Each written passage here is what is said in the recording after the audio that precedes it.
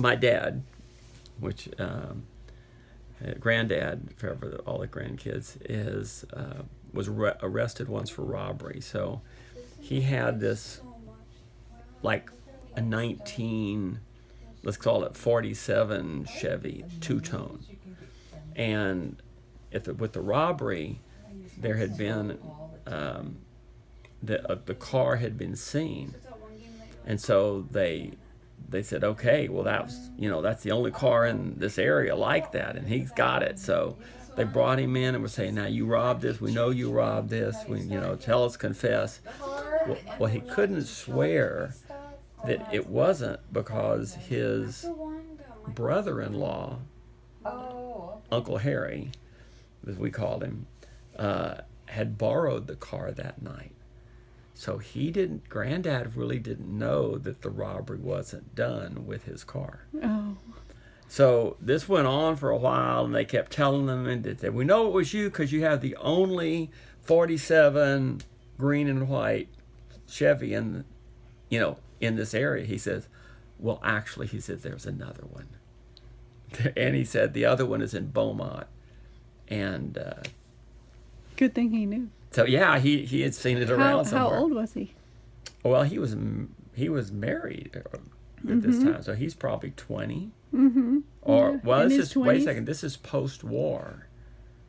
No, this could have been pre-war. This could have been before the war. So, anyway, I don't know. He was maybe 20, 25 or something. But the funny thing was that he couldn't swear that this car wasn't used in a robbery, because Uncle Harry had borrowed the car that night. So, anyway, that's the story of him getting arrested for robbery. How funny. And tell us about when you broke into somebody else's apartment. Well, so this is when my brother Harold was getting married in College Station, Texas. He was going to Texas A&M University. And so the night before the wedding, Pam was there, and I was there, and so we wanted to go out. And so after all of the... Were y'all already married? No, we were not yet married. Okay. So we weren't even engaged. So Pam was staying in another apartment of girls, and I was staying in my brother's apartment. And so we went out after all of the rehearsal dinner and everything. And so then we came in about midnight, and I dropped her off, and everything was fine. And so then I come pulling up to the apartment complex, and I look at it, and it's a number of small kind of buildings and U's and L's and courtyards, facing the courtyard and whatever. And I kind of look at it and go, which one is the one I want, And so I thought, okay, it's this one. And I went straight on in, and I went up to the door. I opened the door. It was unlocked. So okay, good, I'm in the right place. But I walk in, and it's like, no, it doesn't look right. It doesn't feel right. So in the middle of the night, you're walking around somebody's apartment. Yeah, I didn't go beyond the front room. I was just in the living room first, and so then I go back out and say, okay, going to try this again. This felt real uncomfortable now, because I really don't know where to go.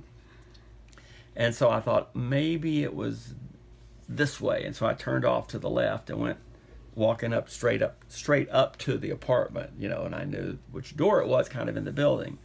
And I opened the door, and all of a sudden this guy with a hard shoe in his hand jumps up and says, "Get out of here, what are you doing?" That is freaky. But he was a friend of my brother's who was sleeping there at the apartment that night in the living room. So. And it was actually where you were supposed to be. And it was where I was supposed to be. Yeah, it was where I was supposed to be. That's so funny. Yeah. So Awesome. you want another story? Yeah. Okay, so this is a story about Granddad getting arrested for transporting minors across state lines for immoral purposes. Oh my goodness. That's So terrible. he was going to be going from Sedalia, Missouri down to Port Arthur. And this girl, who was a friend of his, not a girlfriend, but friend, had a friend who wanted to go to Port Arthur. And he says, sure, I'll give you a ride as long as you've got permission from your parents. Mm-hmm. And he said, I need something in writing. Mm-hmm. And How old was he? well, he's probably 21 Mm-hmm. or something at the time. Mm-hmm. Not married. Okay. Could have been 19. And who is this again? This is my father, Okay. Yeah. Granddad. Okay. Okay. And so Harold Wallace Dozier, Yes. Sr. Yes. And so this kind of went on. The time of departure came closer. She goes, "Oh, I forgot to get this. It's at home. Blah blah blah blah blah." The friend that he knew swore that she had the permission, so he agreed and gave her the ride. Well, she didn't have permission. Oh no. So And they she arrived. was a minor. She was a minor. Mm-hmm.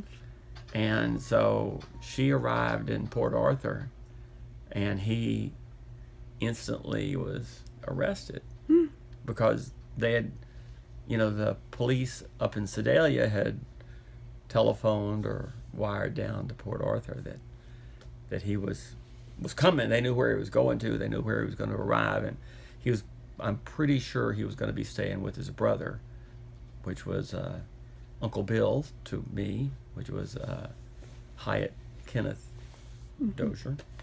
And so when he got there, they took him into custody.